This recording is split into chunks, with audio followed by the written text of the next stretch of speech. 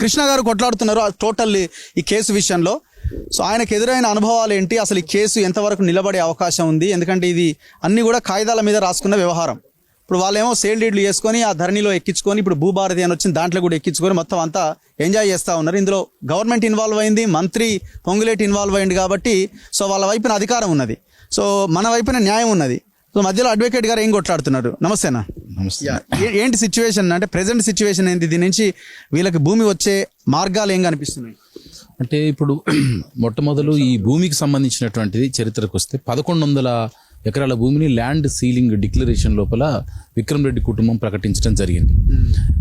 వాస్తవానికి 1300 ఎకరాలు వాళ్ళకు 1954లో ఉన్నటువంటి కాసరాపాని ప్రకారం ఉంది. అప్పుడు కూడా కొన్ని తప్పుడు లెక్కలు చెప్పిండ్రు. ఇప్పుడు ఇక్కడ మనం నిలబడి ఉన్నాం, ఈ గుడి కాంచి మొదలు పెట్టుకుంటే ఈ చుట్టూ ఈ ఉన్నటువంటి మొత్తం భూములు ఏదైతున్నాయో ఇక్కడి నుంచి పట్టాలు అవుతారు కూడా మొత్తం ఉన్నటువంటి భూములు. అయితే 1961 లోపల మొట్టమొదటి ల్యాండ్ సీలింగ్ యాక్ట్ వచ్చినప్పుడు అప్పుడు కొన్ని తప్పుడు లెక్కలు పెట్టి అప్పుడు రక్షించుకున్నారు. 75లో తప్పుడు లెక్కలు పెట్టి రక్షించుకున్నారు. అన్ని తప్పుడు లెక్కలు పెట్టి రక్షించుకున్నప్పటికీ కూడా ఇంకా మిగిలినటువంటి భూమి ఉంది. ఆ మిగిలిన భూమిని కూడా రాకుండా ఇది చేసిండ్రు. అంటే లేని మనిషిని ఉన్నట్టుగా క్రియేట్ చేయటం, లేని పత్రాలను ఉన్నట్టుగా క్రియేట్ చేయటం, వాళ్ళ స్వాధీనంలో ఉన్న భూములను అమ్మినట్టుగా లెక్కలు చెప్పటం, ఇవన్నీ జరిగినాయి. అదేవిధంగా రక్షిత కౌలుదారు చట్టం కింద 482 ఎకరాల భూమిని కూడా మేము కౌలుదారులకు ఇచ్చినామని చెప్పి ఆ రోజు ప్రకటించారు. వాస్తవానికి వాళ్ళకి ఇవ్వకుండా వాళ్ళ దగ్గర నుంచి వీళ్ళు కౌలు వసూలు చేసుకోవటం, రక్షిత కౌలుదారుల పట్టాలు వాళ్ళకి చేయించినందుకు అమ్మినందుకు డబ్బులు కొంత తీసుకోవటం.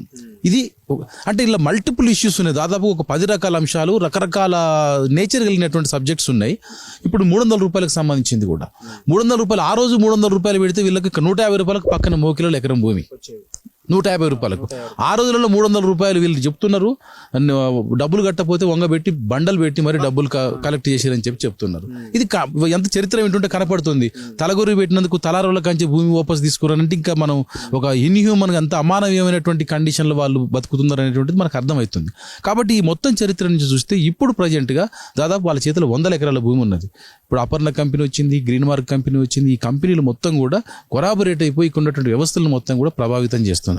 రెవెన్యూ యంత్రాంగాన్ని, పోలీస్ యంత్రాంగాన్ని, అధికార పార్టీని, ప్రతిపక్షాలను, ఇక్కడ స్థానికంగా ఉండే లీడర్లు మొత్తం వాళ్ళ కబ్జాలకు తీసుకొని ఇది ఒక సామ్రాజ్యం స్థాపించింది. ఇక్కడ ఈ సామ్రాజ్యం లోపల భారత రాజ్యాంగం అనో, లేకపోతే మీరు ల్యాండ్ రిఫార్మ్ చట్టం అనో, లేకపోతే పిఓటి చట్టం, అసైన్డ్ భూముల చట్టం అనో, లేకపోతే ఎస్సీ ఎస్టీ చట్టం అంటే ఈ చట్టాలు ఏం నడవవు. ఇవన్నీ బయటికి చెప్పడం కోసం కనపడుతున్నాయి. కానీ ఒక్కసారి గ్రౌండ్లోకి వచ్చి ఈ రియాలిటీని పరిశీలిస్తే ఈ దారుణాలు ఏంటని అర్థమవుతుంది. మీరు ఏం చేసిరా అంటే మేము గుడి కట్టించినామంటారు కలెక్టర్ ఆఫీస్ కాడికి వచ్చి. మేము గుడి కట్టించాం, కలెక్టర్ గుడి కట్టించినాం, మేము ఈయనకు శంకర్కి డబ్బులు ఇచ్చినాము, రవికి డబ్బులు ఇచ్చినాం. 35 ఎకరాల భూమి పట్టా చేయించుకొని 17 కోట్ల రూపాయలు ఇస్తే ఆ పట్టాలలో వాళ్ళు ఏదో డబ్బులు ఇచ్చినో ఆ డబ్బులు అందరికీ చెప్తా ఉన్నారు మేము డబ్బులు ఇచ్చినాం అని చెప్పి. వాస్తవానికి భూమి విలువ ఎంత ఉంది ఇక్కడ? 1 ఎకరా 20 కోట్ల రూపాయలు, 15 నుంచి 20 కోట్ల రూపాయలు భూమి విలువ ఉంది ఇక్కడ. 1000 ఎకరాల భూములు మీ స్వాధీనంలో ఉన్నాయి. అందులో 100 ఎకరాల భూములు లంబాడీలు రక్షించారు. ల్యాండ్ సీలింగ్ యాక్ట్ నుంచి రక్షించుకోవడం కోసం ఆ రోజు లంబాడీలను మీరు వాడుకున్నారు. ఇవాళ అదే లంబాడీలు అందులో ఒక 10% ల్యాండ్ కాదు వాళ్ళు డిమాండ్ చేసేది, అది చట్ట ప్రకారంగానే. పీటీ అనేటువంటి సరెండర్ అనేది మోసం. 1969 లోపల పీటీ సరెండర్ చేసిండ్రు అని చెప్పి వీళ్ళు 200 ఎకరాలకు లెక్క చూపిస్తున్నారు. ఆ పీటీ సరెండర్ చేయబడలేదు, అది దొంగ కాగితాలు సృష్టించినారు. ఒకటి ల్యాండ్ సీలింగ్ లోపల ఆ డిక్లరేషన్లో మాకు మిగులు భూమి ఇంతే ఉన్నది అని చెప్పి ప్రకటించిండ్రు. ఆ మిగులు భూమి ప్రకటించిన దానికన్నా ఎక్కువ భూమి కలిగి ఉన్నారు. మేము ఉదాహరణకు నాగయ్య అనే వ్యక్తికి మేము భూమి అమ్మినామని చెప్పి సర్వే నెంబర్ 362/63 లోపల మొత్తం 39 ఎకరాల భూమి, ఒక సబ్జెక్ట్ చెప్తున్నా మీకు, అట్లాంటి 10ల కొద్ది ఉన్నాయి అన్నారు. నాగయ్య అనే వ్యక్తి ఎన్నడూ భూమి మీదకి రాడు, ఎన్నడూ పేపర్ మీదకి ఎక్కడు. ఇప్పుడు 2 సంవత్సరాలు ఆయన వస్తాడు, కానీ స్వాధీనంలో ఇక్కడ ఉంటారు. వీళ్ళకి అదే భూమి మీద పీటీ ఉంటుంది, అదే భూమిలో కొంత పార్టుకు అసైన్మెంట్ అనేది గవర్నమెంట్ ఇవ్వడం జరిగింది. ఇవాళకి 2025 లోపల ఈ రోజు ఉన్న మన తేదీలు ఇటు చూడండి, ఒక్కసారి చూపించండి. అగో అట్లా కనపడుతున్నటువంటి భూమి మొత్తం కూడా అగో వ్యవసాయం చేసింది, సాగు చేసింది, దున్నినటువంటి భూమి. ఆ భూమిలో ఇప్పుడు ప్రొద్దుతిరుగుడు చెట్లు పెట్టిండ్రు వాళ్ళు. ఆ భూమి ఇది వాళ్ళ స్వాధీనంలో ఉంది. ఇప్పుడు రికార్డు ప్రకారం ఏముంది, పొజిషన్ కాలం లేదు కదా, రికార్డు ప్రకారంగా ఆయన ఉంటాడు. ఇప్పుడు దీన్ని ఎవరు రక్షించాలి? ఇప్పుడు చట్ట ప్రకారంగానేమో పట్టా ఆయనకు ఉంటుంది, వాస్తవ స్వాధీనంలో వీళ్ళు ఉంటారు. ఇప్పటి నుంచి పోలీసులను పట్టుకొచ్చి లేపుతారు. ఇదొక పాయింట్. ఇప్పుడు మిగులు భూమి నాకు గింతే ఉందని చెప్పిన తర్వాత నిన్న ఇంత ఘోరం జరుగుతుంటే నేషనల్ ఎస్టీ కమిషన్ను, స్టేట్ ఎస్టీ కమిషన్ను, అదేవిధంగా హైకోర్టును సంప్రదించి సంగారెడ్డి కోర్టు, తర్వాత ఇక్కడ Chevella senior civil court, junior civil court, police స్టేషన్లు ఇన్ని జరుగుతున్న క్రమం లోపల ఇప్పటికి దాదాపు 50 కేసులు అటు ఇటుగా జరిగినాయి. ఇంత జరుగుతుంటే నిన్నగాక మొన్న 17వ తారీఖు నాడు డిసెంబర్ 2024 నాడు ఒక ప్రొసీడింగ్ ఇష్యూ చేసి ఈ బిలా దాఖలు భూమిని సంగారెడ్డి కలెక్టర్ సంతకంతో కేటాయించడం జరిగింది. అది కొంచెం కామన్ సెన్స్కి సంబంధించిన విషయం. 75 లోపు మేము తరాల నుంచి ఇక్కడ ఉన్నామంటున్నారు. మీరు ఇందాకనే స్పష్టంగా చెప్పిండ్రు. నరసింహారెడ్డి కానీ, జగ్గారెడ్డి కానీ, లేదా విక్రమ్ రెడ్డి కానీ, నిత్యానంద రెడ్డి కానీ, ఉదయ్ కుమార్ రెడ్డి కానీ, లేదా ఇక కళ్యాణ్ రెడ్డి కానీ, ఎవరు కానీ నిరక్షరాస్యులు కాదు, వాళ్ళు ఇన్నోసెంట్స్ గారు. వాళ్ళు గద్దలు లెక్కబడి భూములు గుంజుకొని పోయేటోళ్ళు. వాళ్ళు అమాయకులు ఏంటిది, వాళ్ళ నిర్లక్ష్యంతో పెట్టకుండా ఉండటం ఏంది? ఏమైనా ఆ సెక్షన్ 87 రెవెన్యూ యాక్ట్ అనేటువంటి దాన్ని ఎట్లా మీరు అప్లై చేస్తారు? CCLA 2011లో ఇచ్చినటువంటి డైరెక్షన్స్ ఎట్లా ఉల్లంఘిస్తారు? ఒక బిలాదాఖల భూమి, నీ పట్టా భూమి పక్కన బిలాదాఖల భూమి ఉంటే ఆ బిలాదాఖల భూమికి సంబంధించినటువంటి భూమికి పట్టా ఇవ్వాలంటే ఏ కండిషన్లు ఇస్తారు? ఒక 80 ఎకరాల భూమి, ప్రభుత్వ భూమి, దరిద్రానికి 15 కోట్ల రూపాయలు ఎకరం వేసుకున్నా కూడా ఎంత అవుతుందో లెక్కేసుకోండి. ఆ భూమి ప్రభుత్వ పథకాలకు వాడొచ్చు, ప్రభుత్వ స్వాధీనం ఉంచుకొని ప్రభుత్వ పరిశ్రమల కోసం వాడొచ్చు, ఎన్ని తీరులో వాడొచ్చు, పేద ప్రజలకు పట్టాలు ఇవ్వచ్చు. 60-70 ఏళ్ళ నుంచి స్వాధీనం ఉన్నది అని చెప్పి అక్కడ గిరిజనులు కొట్లాడుతూ ఉంటే నేనే కేసు వేసాను దాని మీద. ఎన్ని కేసులు వేసినారు మొత్తం మీరు? ఇప్పుడు ఇక్కడ మొత్తం కలిపి దాదాపు 60 కేసులు ఉంటాయి. 60 కేసులు నడుస్తున్నాయి. అయితే సివిల్, క్రిమినల్ మొత్తం కలిసి.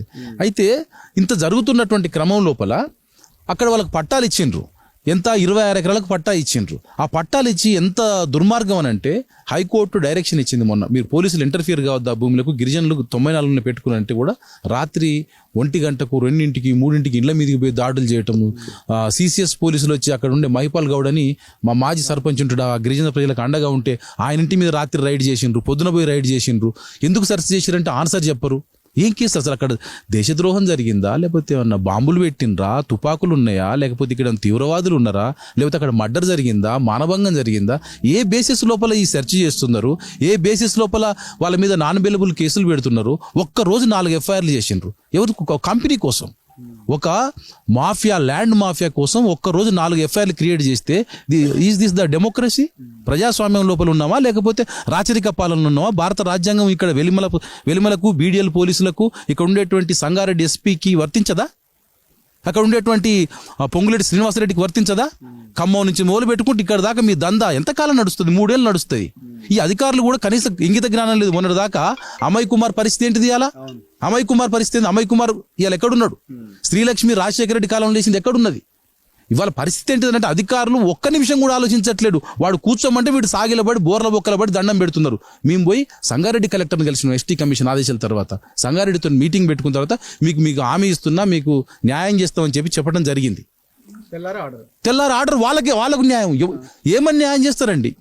మీరు మిగులు భూమిగా ప్రకటించిన వాడికి విక్రమ్ రెడ్డి అనే వ్యక్తికి పట్టా ఎట్లొస్తుంది? అక్కడ బిలాదాఖల్ ల్యాండ్ లోపల మిగులు భూమి ప్రభుత్వం స్వాధీనం చేసుకోవాల్సింది పోయి ఉల్టా ఇచ్చేటువంటి చట్టం ఎక్కడున్నది? 73 చట్టం ఇంకా బతికే ఉన్నది, చచ్చిపోలే. ల్యాండ్ రిఫార్మ్స్ ట్రిబ్యునల్ ఇంకా ఉన్నది, చచ్చిపోలేదు. మరి అటువంటప్పుడు మీరు చట్టాన్ని అమలు చేస్తారా, చట్టానికి వ్యతిరేకంగా పోతారా? గిరిజనులకు రక్షణ కల్పించాలన్న పోలీసులు అర్ధరాత్రి పూట ఆడోళ్ళ మీద పడాలన్న పోయి ఎక్కడ ఏ చట్టం చెప్తున్నది? ఏ న్యాయం చెప్తున్నది? SPM సమాధానం చెప్తాడు, DSP రవీందర్ రెడ్డి సమాధానం చెప్తాడు, ఇక్కడ BDL పోలీసులు ఏం సమాధానం చెప్తారు? ఆయన హార్ట్ పేషెంట్ ఆ మనిషి మీద పడుతున్నారు, రాత్రిపూట పోయి పెద్ద మనిషి అండగా ఉంటే. ఇక్కడ 17 కేసులు. ఎంత దుర్మార్గంగానంటే అసలు ఇక్కడ పరిస్థితి చాలా దారుణంగా ఉండేది. ఇప్పుడు మెల్లమెల్లగా గ్రామ పెద్దలు మొత్తం పోయి తిరగంగా పోలీసులు ఇప్పుడు కొద్దిగా ఇక చల్లగా బతకండి అంతవరకే. రేపొద్దున ఏమైతే తెలియదు, రేపొద్దున ఉన్న అధికారులు మారితే ఏమైతే తెలియదు, లేకపోతే పొంగులేటి మనసు మారితే ఏమైతే తెలియనటువంటి ఒక పరిస్థితి ఉన్నది. కనుక ఈ చట్ట ప్రకారంగా వీళ్ళకి వచ్చేటువంటి భూములు కొన్ని ఉన్నాయి. ఈయన భూమి ఎట్లా వచ్చింది? పొంగులేటి కూతురికి, ఆయన తమ్ముని కొడుకు. ఇవన్నీ కూడా మొత్తం కూడా గత 10 ఏళ్ల కాలంలో జరిగినటువంటి ట్రాన్సాక్షన్స్. ఇవన్నీ ఇప్పుడు ఈ భూములలో ఇప్పుడు కాగితాలు మాకేం ఇవ్వడం లేదు. ప్రధాన సమస్య ఏంటంటే ఖచ్చితంగా ఆనాడు 1100 సీలింగ్ భూమిలో భాగమే, మొత్తం అందులో భాగంగానే ఉన్నది, అందులో భాగంగానే ఉన్నది. అసలు సమస్య ఏంటిదంటే ఇక్కడ రెవెన్యూ రికార్డు, సీలింగ్ రికార్డు మా చేతికి రానివ్వలేదు. అధికారులను రికార్డు అడిగితే ఏ రికార్డు లేదు వాళ్ళ కాడ. సీలింగ్ ఫైల్ ఇలా RDO ఆఫీసులు లేదు, మీరు పోయి తెలుసుకోండి. కలెక్టర్ గారిని అడిగినాం, RDOని అడిగినా అయితే మేము ఇచ్చిన కాగితాలు ఆడేడు సేకరించి ఇచ్చిన కాగితాలు మాకు ఉల్టా ఇస్తున్నారు తప్ప వాళ్ళు కాగితాలు ఇవ్వట్లేదు. పైసలు పట్టి అడిగినాం MRO ఆఫీసులో, వీళ్ళు మేము పనులు కట్టుకున్నవి ఉన్నాయి కదా అని చెప్పి గిరిజనులు కట్టినటువంటి పైసలు పట్టి అడిగినాం, ఇంతవరకు పైసలు పట్టి ఇవ్వలేదు. అదేవిధంగా రెవెన్యూ పహానీలు ఇప్పుడు శంకరపల్లి మండల ఆఫీసు లోపల 1961 నుంచి 1972 వరకు ఈ గ్రామానికి, కొండకల్ గ్రామానికి సంబంధించిన రెవెన్యూ పహానీ అనేది పహానీలే లేవు మొత్తం. తర్వాత 1969 లోపల జరిగిన ప్రొసీడింగ్స్, PT సరెండర్ ప్రొసీడింగ్స్ ఉన్నాయి అంటున్నారు. ఒక్క ప్రొసీడింగ్ కాగితం లేదు. ఎవరు సంతకం పెట్టిండు, ఎక్కడ సంతకం పెట్టిండు, ఏ కాగితం లేదు. అడిగితే ప్రభుత్వ అధికారం మొత్తం ఇప్పుడు లాఠీలతోటి కేసులతో జవాబు చెప్తే వీళ్ళంతా బక్క పలసిన వాళ్ళు ఎక్కడ పోగలుగుతారు? ఇక్కడ ఊళ్ళందరూ కలిసి ఈడొస్తున్నారు, రాజకీయ పార్టీలు పైన అందరూ కలిసి ఉన్నారు. మీరు ఇందాక చెప్పినట్టుగా ఇది సిచ్యువేషన్. సో ఇప్పుడు ఇది కొట్టాడడం తప్ప ఇంకొక ఆప్షన్ ఏం లేదు. అంటే ఇప్పుడు మేము తీసుకోవడం మేము ఇప్పుడు దీన్ని ఎల్ఆర్ఏటీలో కేసు ఓపెన్ చేస్తున్నాము. ఒకటి జాయింట్ కలెక్టర్ కోర్టు ఎల్ఆర్ఏటీలనేమో మొత్తం ల్యాండ్కి సంబంధించింది. ఇక్కడ 210 ఎకరాలు ఇందాక మీరు చెప్పిండ్రు కదా, అది నల్లరేగడి భూమి. నల్లరేగడి భూమిని పోర్టు ఖరాబ్ కింద ఎగ్జంప్షన్ తీసుకున్నాం కాబట్టి మా భూమి అంటున్నారు. ఇప్పుడు మీకు ఒక్కటే మాటలు చెప్తా, సర్ప్లస్ ల్యాండ్ మిగులు భూమిని డిక్లేర్ చేసినోనికి బిల్లదాఖల భూమిని పట్టా చేసిన తర్వాత నేను అసలు ఇవన్నీ చెప్పడంలో నాకు ఏం అర్థం కూడా కావట్లేదు. ఏ విధంగా చెప్పాలా, దీన్ని ఎట్లా ఎక్స్ప్లెయిన్ చేస్తే ఈ వయలేషన్స్, ఈ ఉల్లంఘనలు, అన్యాయం ఎట్లా అర్థమైతే కూడా అర్థం కానటువంటి ఒక పరిస్థితి. సో ఇక కొట్టాటకు రెడీ అయినా మీరంతా? సో ప్రతి పార్టీ ఆఫీస్ ముందు కూర్చోవాలి ఇక. యా, మీరు మాట్లాడతారా? ఎవరు మీరు? ఎంపీటీసా? ఏందన్నా మరి పరిస్థితి ఎట్లా? ఇందాక పెద్ద మనిషి అందరు విషయాలని చెప్పారు మీకు. ఒక్కటే ముక్క చెప్తా. ఈడ అందరు చూడడానికి మంచి నీట్ గా. మీరు అంటే ఎట్లా ఆయనకి యాక్సెప్ట్ చేస్తారు? నువ్వు నీరా కట్టించేది, మేము ఉన్నాగా మేము కట్టుకుంటాం, నువ్వు వెళ్ళిపోయి నుంచి అని దొబ్బేయాలి కదా. ఈడ చూడడానికి ఏమో మంచి టెంపుల్ కట్టిస్తున్నాను. అక్కడ కనపడుతున్న వల్లభరాయ టెంపుల్ ఉంది, దానికి 42 ఎకరాలు భూమి కేటాయించింది. దాన్ని మింగనికి ప్లాన్ అది లేపుతాడు. నెక్స్ట్ ఈ భూమి మా తాత ముత్తాతలు కేటాయించిన గుడికి రేపు రాబోయే కాలంలో మాకే చెందాలి, ఇది మేమే దీనికి వారసత్వంగా ఉండాలని చెప్పి అప్లికేషన్ పెట్టుకోండి. అంటే ఇక్కడ చూడడానికి ఏమో టెంపుల్ కట్టిస్తున్నా, అదేమో మింగేతామని చెప్పి 42 ఎకరాలు ఎండోమెంట్ లో ఆల్రెడీ పడ్డది. ఎండోమెంట్ కు అప్లికేషన్ పెట్టుకున్నాడు. మాకు కావాలి. అక్కడే ఊర్లో ఎంతమంది ఉండగా వాళ్ళ తమ్ముడిని చైర్మన్, సింగిల్ ట్రస్టీ చైర్మన్ వాళ్ళ తమ్ముడిని నియమించుకుంటూ ఎవ్వరికి కూడా నోటిఫికేషన్ చెప్పలేదు ఈ దేవాదాయ శాఖ కూడా. కనీసం వచ్చి ఊర్లో ఒక ప్రకటన చేసి మీ గుడికి ఒక కమిటీని ఏర్పాటు చేయాలనుకుంటాం, గ్రామసభ పెట్టకుండా చేయకుండా వాళ్ళ తమ్ముడిని పెట్టుకొని ఆ భూమిని మొత్తం కొట్టేయాలని ప్లాను. ఏది 42 ఎకరాలు దాన్ని మరిపియనీకే ఈడ ఈ గుడి కట్టడం, ఆ భూమిని ఏదో ఇచ్చి ఏమో గుంజుకున్నట్టుగా ఆ ప్లాన్. మేము కొట్లాడుతూ ఉన్నాం. రెండోది అప్పుడు ఆ గిరిజనులకు కూడా చైతన్యం రాలేదు. మేము అంటుంటే కూడా మా వాయిస్ కూడా 2 రోజున అయింది. అప్పుడు మేము బయటకు అంటుంటే కూడా వాళ్ళకు కూడా అర్థం కాలేదు. ఇవాళ వాళ్ళకు టోటల్ 0 అయిపోయారు కాబట్టి వాళ్ళు తిరగబడే ఇది వచ్చింది.